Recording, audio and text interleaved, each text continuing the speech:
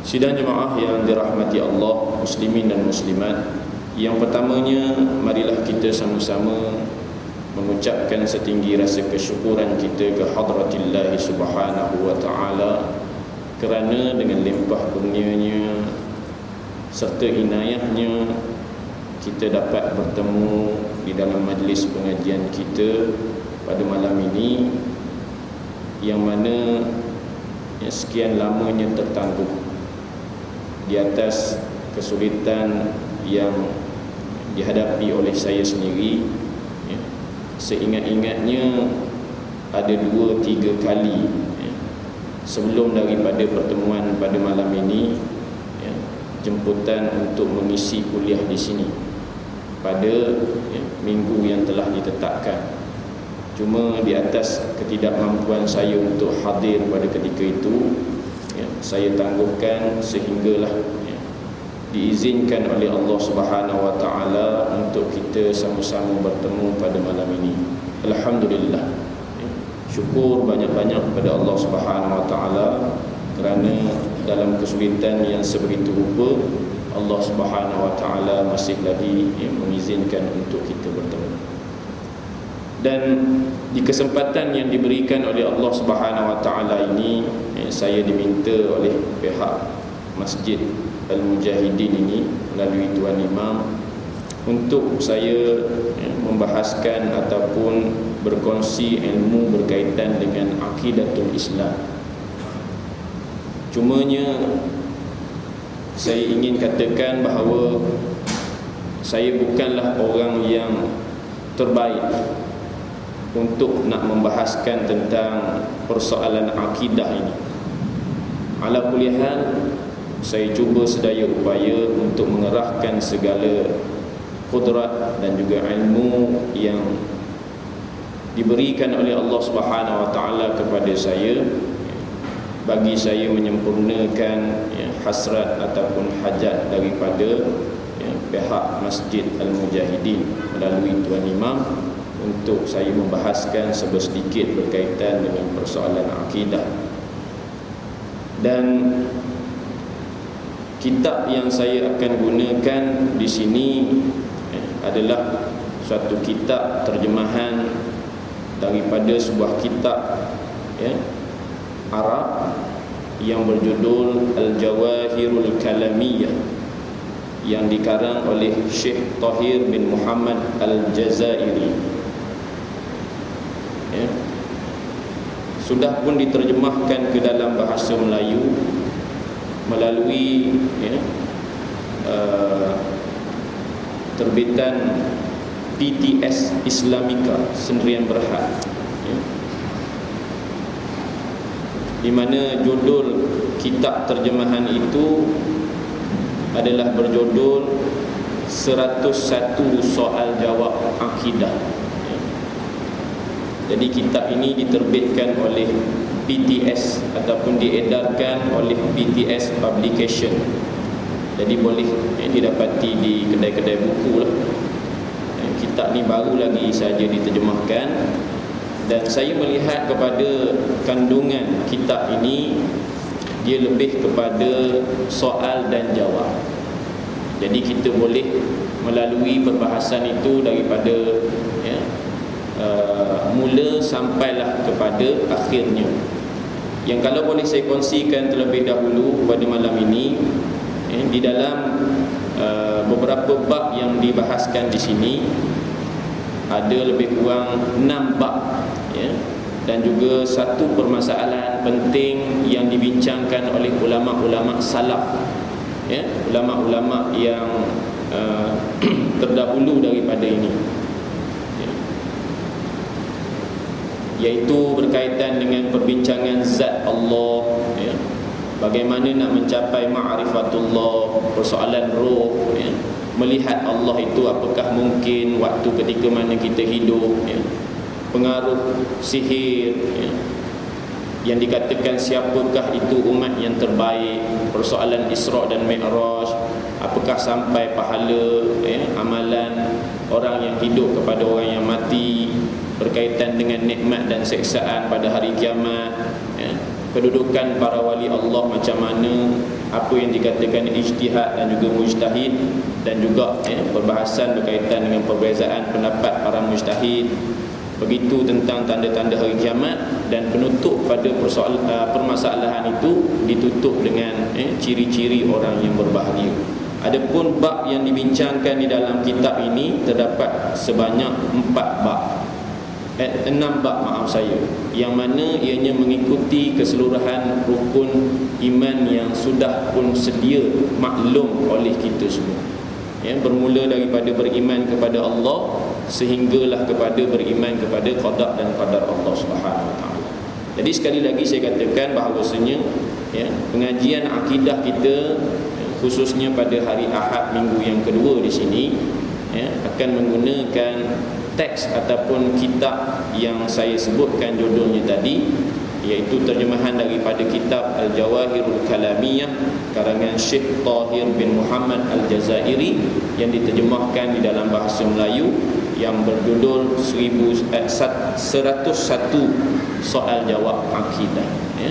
Jadi kalau kita nak cari buku ini, maka boleh kita pergi ke toko-toko buku yang berdekatan, ataupun mungkin kalau kita ada ruang waktu yang banyak, boleh kita pergi ke Bandaraya Kuala Lumpur, khususnya di Jalan Tuanku Abdul Rahman itu ada satu pustaka di situ yang banyak menjual kitab-kitab agama, iaitulah Pustaka Mukmin. Pun begitu di Wisma Yakin pun banyak kitab-kitab agama yang dijual. Di Pustaka Irfan pun ada dan sebagainya, boleh cari di situ. Saya tak dapati di kedai seumpama Jasima, tak dapat. Saya tak jumpa kitab. Mungkin di MPH Bookstore pun ada, Iwan Utama ke, ataupun di mana-mana sajalah. Mana yang sempat kita melalui toko-toko buku tu, singgah-singgahlah untuk kita mencari kitab ini. Harganya saya rasa taklah begitu mahal. Kalau semenanjung Malaysia baru RM13. Jadi kita boleh belilah kitab ni. Baik. Para jemaah yang dirahmati Allah Subhanahu Wa Taala sekalian, pada malam ini izinkan saya untuk membahaskan sedikit tentang apa yang disebut sebagai aqidatul Islam itu. Dan pentingnya kita mempelajari semula tentang akidah Islam ini. Bukanlah nak dikatakan pada saat dan ketika ini kita ini tidak beriman. Akan tetapi sedarlah oleh kita semua bahawasanya di akhir zaman ini menjadi ahli tauhid itu bukan suatu benda yang mudah. Menjadi ahli tauhid pada saat kita berada di akhir zaman ini, ataupun di saat dunia sudah pun melalui petanda-petanda kecil, tinggal lagi tak terlihat pada kita petanda-petanda besar hari kiamat itu, maka dikatakan oleh ulama menjadi ahli tauhid di akhir zaman ini adalah suatu yang bukan mudah. Kerana pada saat ini ujian iman itu terlalu dahsyat, kata Nabi SAW. Oleh kerana itu Nabi SAW menyatakan badirul a'mal fitanan ka qit'il lailil muzlim. Bersegeralah olehmu untuk melaksanakan dan melakukan amal sebelum datangnya fitnah-fitnah seumpama sepotong gelap malam. Fitnah yang melanda hari ini para jemaah yang dirahmati Allah, kalau kita sedari, begitu dahsyat sekali. Kalau mungkin kita boleh lihat di Timur Tengah dan sebagainya, fitnah yang melanda itu kita boleh klasifikasikan ianya sebagai peperangan bagi merebut sesuatu kawasan dan sebagainya. Perang juga. Jadi kita lihat peperangan di sana sudah pun sampai ke satu tahap mengangkat senjata. Sudah pun wujud dua kumpulan besar, satunya kafir, satunya lagi mukmin. Maka tidak ada lagi peperangan yang dikatakan sebagai ghuzwatul fikri, peperangan dari sudut fikrah, pemikiran. Yang ditakuti dan dibimbangi ianya jauh lebih dahsyat daripada peperangan yang berlaku di Timur Tengah sana. Maka apa yang boleh kita katakan tentang negara kita sendiri? Maka kita katakan negara kita hari ini sedang mengalami satu peperangan yang jauh lebih dahsyat daripada itu. Kalau tidak keterlaluan saya katakan, iaitu peperangan daripada sudut akidah. Ya, akidah. Baik, macam mana kita nak tahu yang bahawasanya hari ini di negara kita, contohnya, bahkan mungkin di negara-negara lain pun begitu, terlibat di dalam suatu peperangan yang lagi dahsyat daripada peperangan yang berlaku di Timur Tengah ataupun yang berlakulah di beberapa negara sekarang ini. Maka kita tanyakan tentang beberapa persoalan. Antara lainnya kita tanyakan hari ini betapa ramainya orang yang meminati hiburan berbanding dengan orang yang meminati majlis-majlis agama. Itu satu. Kita boleh buat comparison terus, boleh buat perbanding. Sejauh mana hari ini majlis-majlis ilmu dicintai ataupun disukai daripada majlis-majlis yang nama katanya tadi hiburan. Itu satu. Yang keduanya, mungkin kita boleh soal lagi pada diri kita, sejauh mana pula hari ini kita mencintai orang-orang yang berilmu, yakni ulama, berbanding dengan mencintai ataupun menyukai artis-artis yang berada di dalam negara kita. Kita lihat sendiri, mungkin kita tak terlibat dengan benda-benda semacam itu, ya.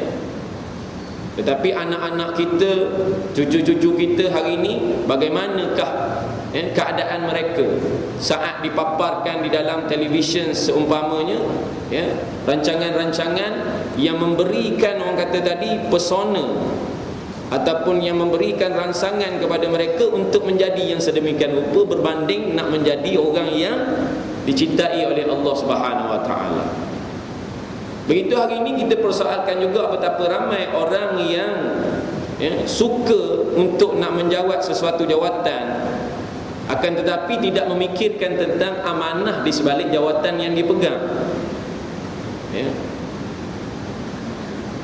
Seronoknya mereka nak memikul sesuatu amanah itu, sedangkan kemampuan untuk nak memikul amanah itu tidak ada, adalah semata-mata, kata Nabi SAW, mereka menjual agama Allah Subhanahu Wa Taala dengan kepentingan dunia.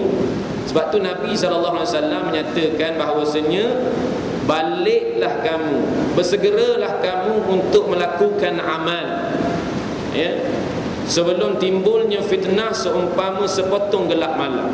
Fitnah yang berlaku macam-macam hari ini,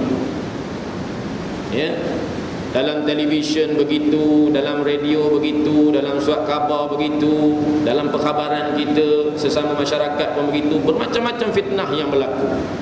Fitnah ini bukan hanya tertakluk kepada mengata orang semata-mata, memfitnah orang semata-mata. Fitnah ini suatu benda yang tidak menyeronokkan, yang menyebabkan sulit kita untuk menyelesaikan masalah tersebut.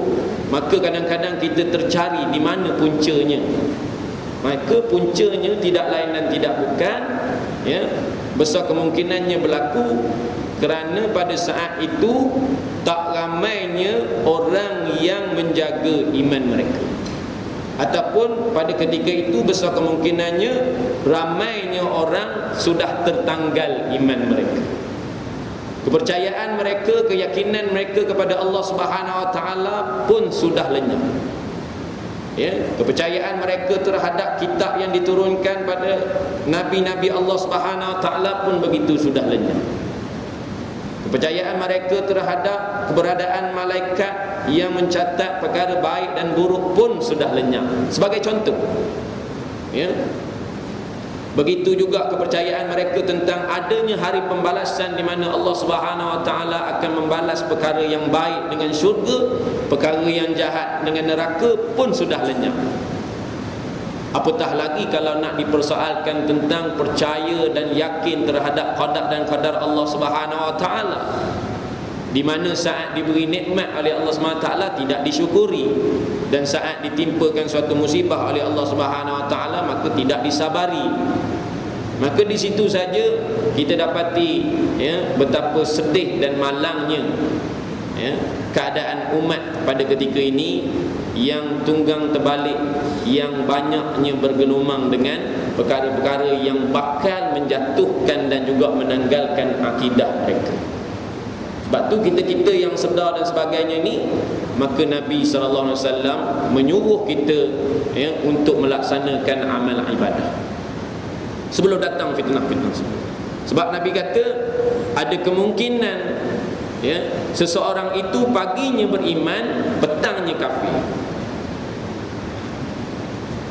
Yusbihu mu'minan wa yumsi kafiran, atau yumsi mu'minan wa yusbihu kafir. Petang pula ada kemungkinan juga petangnya beriman, pagi besok pula kafir. Kenapa berlaku perkara tersebut? Kerana Nabi SAW menyatakan yabi'ud dunya, yabi'u dinahu bi'aradin minad dunya. Mereka menjual agamanya, yakni Islam itu, dengan kepentingan-kepentingan dunia. Macam-macam lah hari ni. Besar kemungkinan dengan berkehendak kepada sesuatu kepentingan dunia, tak kisahlah apa kepentingan dunia itu, sama ada harta, takhta, wanita dan sebagainya, maka dia sanggup untuk jual agama. Kita lihat sendiri kes-kes seumpama Siti Aisyah, kita lihat kes-kes seumpama Lina Joy, kita lihat kes-kes seumpama satu orang lagi saya tak ingat namanya. Kita dapati bahawasanya terpengaruhnya mereka itu kepada suatu agama yang tidak diredai oleh Allah SWT. Antara faktor-faktor yang menyebabkan begitu, saya ambil contoh kes Lina Joy ni, hanya kerana terhutang budi kepada seorang pemuda Kristian yang membantunya saat dia berada di dalam satu situasi kemalangan. Maka kerana pesona cinta yang ada pada lelaki Kristian ini, maka minta digugurkan Islamnya daripada kad pengenalannya. Itu yang dulu kita dah ketahui tentang ini. Itu Siti Aisyah, seorang wanita yang dididik dengan ilmu agama pada satu ketika, dan dikatakan kalau dah sampai satu tahap tu boleh dikatakan ianya sebagai seorang yang berilmu lah tentang perkara-perkara agama. Tahap tu, level tu dah boleh jadi ustazah lah. Tetapi kerana cintanya pada seorang pemuda Kristian, tukar. Dek kerana mungkin roti canai yang besar kemungkinan harga pada ketika itu 20 sen ke dan sebagainya, ada juga orang sanggup menukar agama. Macam-macam lah kalau nak cerita tentang fitnah ni. Apatah lagi hari ni, kerana nak mengejar kepada dunia tu, kadang-kadang halal dan haram itu tidak dipedulikan lagi. Langgar habis semua. Bila langgar tu, maka simpulan akidah Islam itu sudah pun tiada. Jadi yang tu yang sepatutnya kita fikir-fikirkan, apakah kita berada dalam golongan-golongan yang sebegitu rupa ataupun tidak. Kalau berada, maka kita kena mengambil peluang dan ruang yang Allah SWT berikan ini, bertaubat dan seterusnya mengembalikan semula pegangan kita kepada Islam yang sebenar. Dan kalaupun sudah kita berada dalam lingkungan orang yang menjaga agamanya, maka jagalah agama ini seumpama seorang yang mengenggam bara apinya. Walau perit macam mana pun, walau pedih macam mana pun, dia tetap pegang sampai mati. Kerana dia memahami yang Allah Subhanahu Wa Taala sama sekali tidak akan redha pada dia, tidak akan terima agama yang dibawa, melainkan agama itu adalah agama Islam. melainkan dia membawa keimanan kepada Allah Subhanahu Wa Taala. Sebab tu penting balik untuk kita membahaskan, membincangkan tentang perkara-perkara yang menyangkut tentang akidah ini, para jemaah yang dirahmati Allah. Ya, ujian ataupun fitnah iman pada akhir zaman ini begitu dahsyat pada kita. Kalau tidak mengena pada kita, kita lihat sendiri besar kemungkinan ianya mengena kepada isteri kita, anak-anak kita, dan seterusnya, mungkin juga cucu-cucu kita, ataupun yang lebih jauh daripada itu, mungkin masyarakat setempat di sekeliling kita. Ya. Jadi pada malam ini, para jemaah yang dirahmati Allah Subhanahu Wa Taala sekalian, izinkan saya membaca sedikit muqaddimah kitab ini. Ya. Mungkin kita tak masuk lagi lah pada 3 perbincangan utama, iaitu berkaitan apa maknanya akidah Islam, apa maknanya Islam, dan apakah rukun-rukun akidah Islam.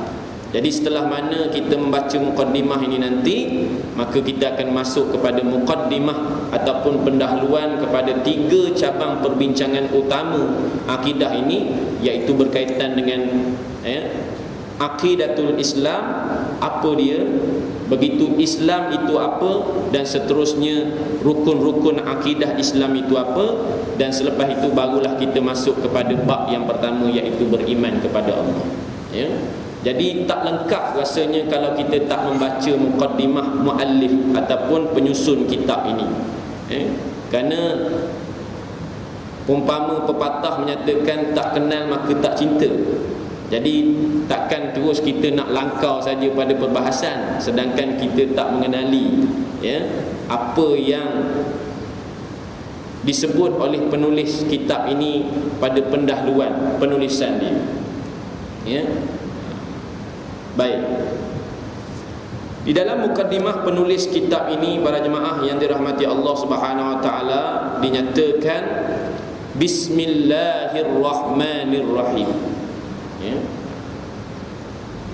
Tengok, kalau ulama-ulama dia menulis kitab, baik ulama-ulama yang terdahulu maupun yang sekarang lah, kalau dia ni seorang yang berilmu, maka tentunya dalam kitab penulisan dia tu ada lafaz bismillah pada awal permulaan segala sesuatu.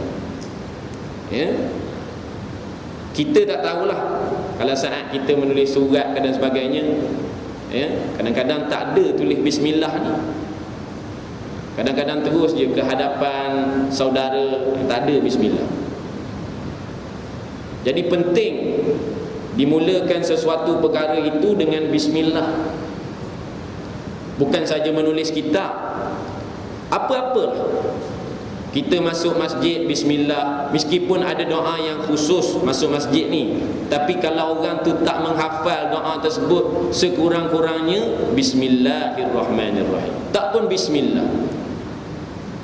Keluar masjid pun begitu, bismillah. Pun tidak begitu, kita ambil jauh lagi daripada itu, sebelum datang masjid, kita dah siap mandi dan sebagainya, nak pakai baju, bismillah. Nak pakai kepiah, bismillah. Nak pakai kain plekat, bismillah.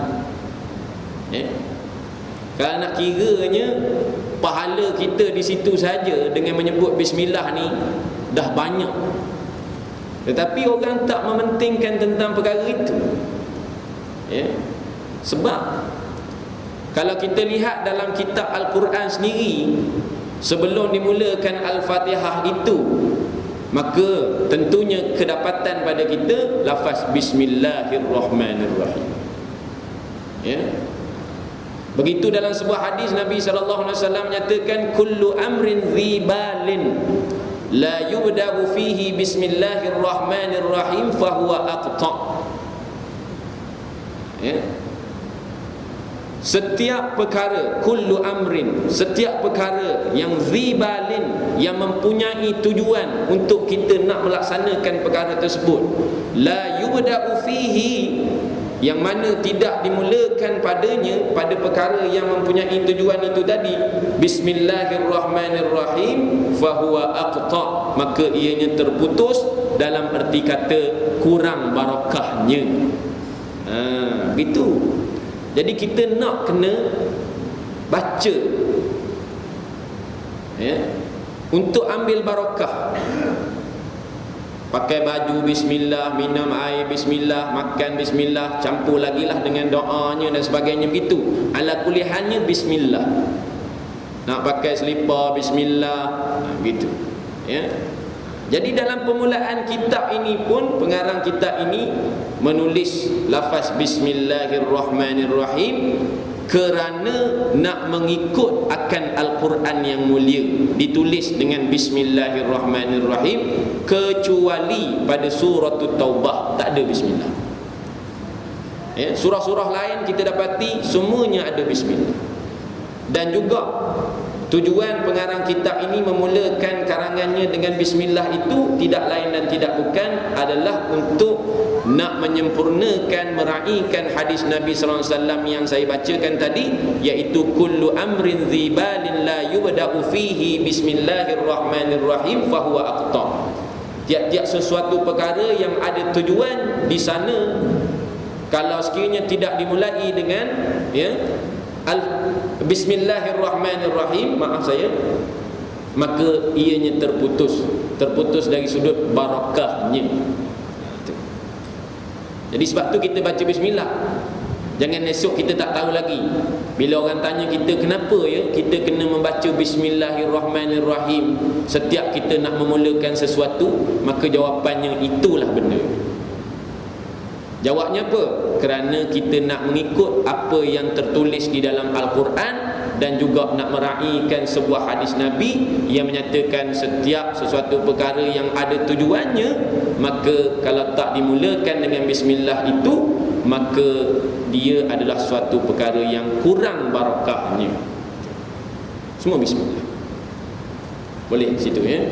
Jadi hari ini kita dapat satu pelajaran, di mana setiap perkara yang ada tujuan. Kita nak pakai baju ada tujuan kan, nak tutup aurat.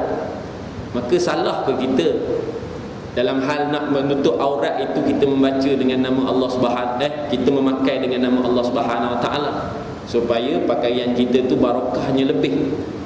Pakaian juga akan menjadi saksi pada kita nanti. Saat pakaian kita ini dibawa di dalam sembahyang, maka pakaian ini juga akan menjadi saksi esok, menyatakan bahawasanya inilah pakaian yang pernah dipakai oleh si fulan ini saat menyembahmu ya Allah dengan menyebut namamu. Dia nak gitu. Kita mungkin tak fikir tentang benda-benda yang semacam itu. Saya tak katakan di sinilah, mungkin rata-ratanya mungkin tak terfikir apa signifikannya bismillah itu pada hidup saya, ya. Ia semuanya bermula dengan nama Allah Subhanahu Wa Taala. Kita bukan, orang kata tadi, sekonyong-konyongnya hidup dalam dunia ini dengan keupayaan kita, semuanya dengan nama Allah Subhanahu Wa Taala. Allah yang menjadikan, Allah yang mencipta kita dan sebagainya. Maka pada ketika itu wajar untuk kita memulakan sesuatu dengan nama Allah. Itu sebab tu disebut bismillahirrahmanirrahim. Ini adab, ya, dalam apa-apa. Sebab itu dalam kad walimatul urus pun ada ditulis bismillahirrahmanirrahim. Cumanya, ya, dalam kad walimatul urus ini berhati-hati juga kalau kita nak menulis bismillah ni. Kadang-kadang ialah kad jemputan kahwin ni orang buang tak tentu hala, ya. Sebab itu kalau sekiranya ada kad walimatul urus, kad jemputan kahwin yang tulis bismillahirrahmanirrahim, eloknya disimpan, ya. Ataupun mungkin orang kata tadi kita kumpulkan di satu tempat, jangan dibuang di dalam tong sampah dan sebagainya. Ataupun mungkin kata tadi kita kerat pada bismillahirrahmanirrahim itu, simpanlah. Walau macam mana pun semata-mata nak menjaga kesucian dan kemuliaan lafaz bismillahirrahmanirrahim, iaitu dengan nama Allah yang maha pemurah lagi maha penyayang. Baik, apa lagi cerita tentang bismillah? Maka ulama menyatakan bismillah ini disebut sebagai permulaan hakiki, ya, yang bermaksud tiada terdahulu di hadapannya sesuatu. Bila kita sebut bismillahirrahmanirrahim, maka itu dinamakan permulaan yang hakiki. Memang semuanya yang berada di dalam muka bumi ini, semuanya berada pada satu tahap, ianya dimulakan dengan nama Allah Subhanahu Wa Taala. dengan nama Allah belaka. Allah menciptakan kita, Allah menjadikan tumbuhan semua dengan nama Allah. Tak ada dengan nama kita terjadinya pokok, tak ada dengan nama kita terjadinya laut, tak ada dengan nama kita terjadinya sungai dan sebagainya, tak ada. Semuanya dengan nama Allah Subhanahu Wa Taala yang Maha Pemurah lagi Maha Mengasihani kepada kita. Dengan pemurahnya Allah, dengan kasih sayang Allah Subhanahu Wa Taala, itulah Allah Subhanahu Wa Taala memberikan segala-galanya kepada kita. Kalau tidak kerana pemurahnya Allah dan juga kasihannya Allah Subhanahu Wa Taala kepada kita, maka sesuap nasib pun besar kemungkinannya kita tak dapat merasa. Mungkin seteguk air pun tak dapat kita minum. Mungkin orang kata tadi, kesenangan yang di dalam dunia pun kita takkan dapat meraihnya. Semuanya dengan kehendak Allah Subhanahu Wa Taala. Jadi Allah segala-galanya. Sebab itu bila kita baca selepas pada Bismillahirrahmanirrahim, permulaan yang hakiki itu, pada hakikatnya itulah pemula pada segala-galanya. Selepas itu disambung pula dengan Alhamdulillahirrabbilalamin. Setelah mana kita mengetahui bahawasanya tidak ada sesuatu pun yang terdahulu di hadapan Bismillahirrahmanirrahim, maknanya mungkin ada lagi orang lain sebelum daripada Allah Subhanahu Wa Taala ni. Mustahil begitu, tak ada begitu. Yang ada adalah Allah Subhanahu Wa Taala semata-mata. Tak ada mula. Yang pemula tu Allah, yang akhir tu Allah. Sebab tu disebut huwal awwalu wal akhir. Awalnya Allah Subhanahu Wa Taala, bukan adanya orang yang meletakkan dia pada awal, tak. Disebut al-awwalu itu la yubda'u fihi, tidak dimulakan padanya sesuatu. Itu awal Allah Subhanahu Wa Taala. Dialah pemula. Huwal akhir, dia juga yang akhir. Bilan pihak, kata ulama, tanpa ada penutup pada akhir tersebut. Jadi macam mana kita nak fikir? Kalau macam kita ni ada awalnya dan ada akhirnya kan? Awalnya kita duduk dalam perut ibu kita, ataupun sebelum daripada tu lagi lah, kehendak Allah SWT dengan ilmunya nak menciptakan kita dan sebagainya. Baik, kita ringkaskan lagi, kita berada dalam perut ibu kita 9 bulan di situ, deliver keluar, maka kita jadi bayi. Okey, permulaan di situ. Kita katakan permulaan kita di situ bayi. Selepas bayi kita jadi kanak-kanak. Selepas kanak-kanak kita jadi remaja. Selepas remaja kita jadi dewasa. Selepas dewasa kita jadi orang tua. Selepas orang tua, maka ada akhirnya, iaitu hujung hayat kita, matilah kita. Kan? Begitu. Kita ada awal dan akhir, tapi awal dan akhir kita berbeza dengan awal dan akhirnya Allah SWT. Awalnya Allah SWT tidak dimulakan oleh sesuatu, begitu akhir Allah SWT tidak disudahi oleh sesuatu. Boleh kita fikir? Tak boleh. Sebab itu dalam hal keesaan Allah SWT ni, tak boleh kita nak memikir tentang zat Allah SWT tu. Bahkan kita boleh kenal Allah SWT ni melalui sifatnya, melalui asma'nya, melalui af'alnya, perbuatan Allah, melalui namanya, melalui sifatnya. Kita boleh kenal situ. Nama kata kita nak kenal zat Allah SWT tu macam mana, rupa, bentuk dan sebagainya, kita takkan dapat kenal. Tak dapat kenal tu, nak dapat kenal macam mana saat kita nak membincangkan yang awalnya Allah tak ada mula, dan juga kata tadi akhirnya Allah tu tak ada hentinya pun, kita dah tak boleh nak memikirkan. Para jemaah yang dirahmati Allah Subhanahu Wa Taala. Wallahu taala alam. Jadi kita bagi laluan kepada azan Isyak, dan saya sambung sedikit lagi. Muslimin dan muslimat yang dirahmati Allah, kita sambung lebih kurang 10 minit saja. InsyaAllah selepas tu saya berhenti, dan kita lanjutkan nanti pada pertemuan-pertemuan kita yang akan datang. Baik, menyangkut persoalan tadi, bagaimana kita nak mengenali zat Allah Subhanahu Wa Taala, sedangkan dalam hal kita nak merungkaikan persoalan yang Allah itu al-awwalu, hanya senyadia satu-satunya yang mula, dan hanya senyadia satu-satu je yang akhir pun, kita tak boleh nak merungkaikannya. Tak boleh. Itulah Allah yang kita kena kenal. Bahkan mungkin ada lagi perbahasan-perbahasan yang dalam daripada itu. Cumanya cukuplah kita nak katakan tadi bahawasanya Allah yang kita sebut Bismillah itulah yang huwal awwalu wal akhiru wal zahiru wal batin, yang zahir batin itu. Macam mana tu zahir batin dan sebagainya? Yalah,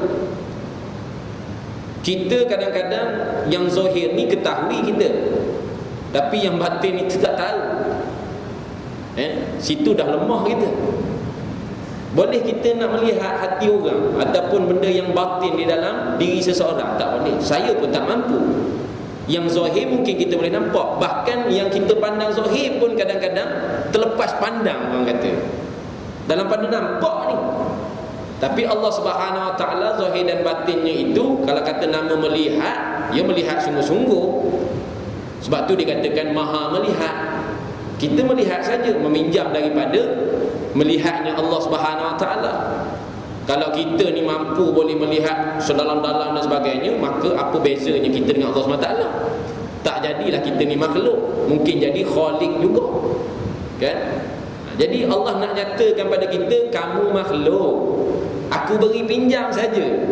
Nama kata tadi, aku ni Maha Melihat, aku ada sifat yang namanya basar, maka aku pinjamkan basar aku ni, kata Allah, kepadamu, maka melihat kita dengan basar Allah. Ni bukan ajaran sesat, tapi nak katanya begitu. Bukan mata kita ni sebenarnya boleh kita kata kita apa orang kata tadi, lahirnya ke dunia dapatkan melihat itu maknanya dengan keupayaan kita. Tidak. Itu semua dengan izin Allah SWT. Kerana yang Maha Melihat itu Allah SWT, maka layaklah yang namanya kata tadi Maha Melihat itu bagi pinjam pada kita yang tadinya lemah ni, tak ada apa-apa ni, dapat kita melihat. Sebab itu mata ni dia ada hak dia. Tak boleh lihat benda-benda yang tak elok. Telinga begitu.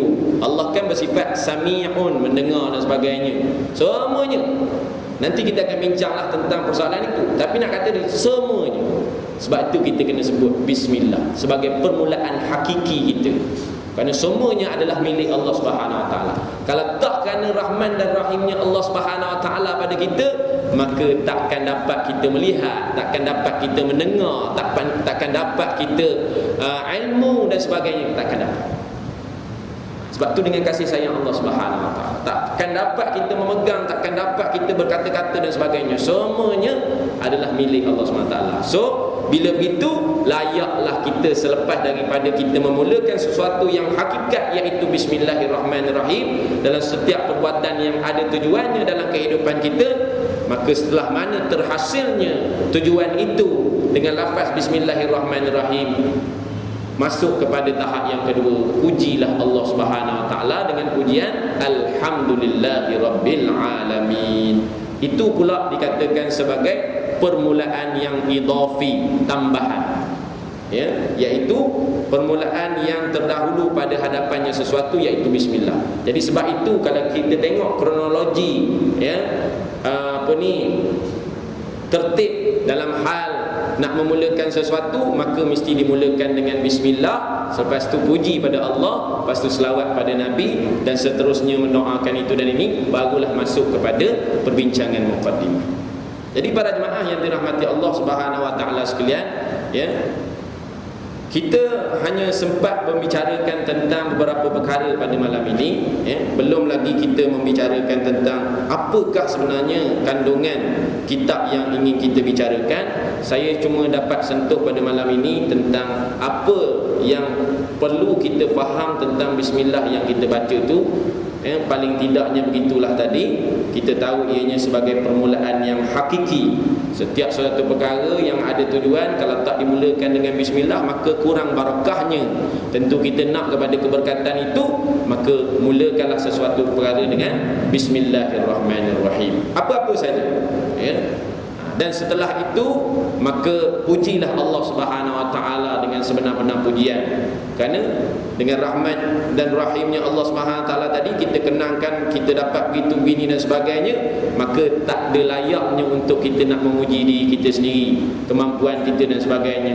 Kalau tidak, ianya semua sekali dipulangkan kepada Allah Subhanahu Wa Taala, kerana dialah yang mengizinkan segala-galanya. Sebab tu dalam Al-Fatihah itu, kalau kita lihat selepas daripada Bismillahirrahmanirrahim, kita akan ketemu dengan satu ayat, iaitu Alhamdulillahirabbil alamin. Segala puji, segala puji, makna kata tadi segala-galanya adalah hak milik Allah SWT. Manusia tak layak dipuji. Dan insya-Allah pada pertemuan kita yang akan datang, kita akan bahas tentang bahagian-bahagian pujian itu. Kita sebut tentang pujian-pujian, tapi sebenarnya ada bahagian lagi pada pujian tersebut. Dia ada 4 bahagian pujian, ya. Kita tahu alhamdulillah itu segala puji. Jadi ulama bahaskan lagi segala puji itu terbahagi kepada 4, ya, yang kita tak sempatlah untuk membahaskan pada malam ini. Jadi kita cuba untuk bincangkan sedikit nanti, pada pertemuan-pertemuan yang akan datang.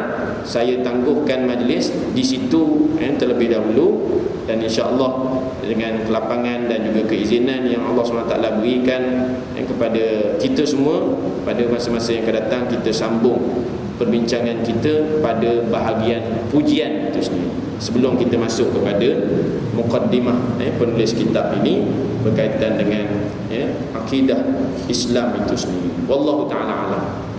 Jadi sekadar itulah yang dapat saya kongsikan dengan para jemaah sekalian. Apa yang baik itu datang pada Allah, dan yang buruk itu juga datang pada Allah Subhanahu taala, ya. Cumanya pada diri ini ada kelemahan-kelemahan yang tertentu yang perlu diperbaiki dan sebagainya. Maka saya bermohon pada Allah Subhanahu taala agar pertemuan kita pada malam ini diberkati oleh Allah Subhanahu taala dan seterusnya dirahmati olehnya.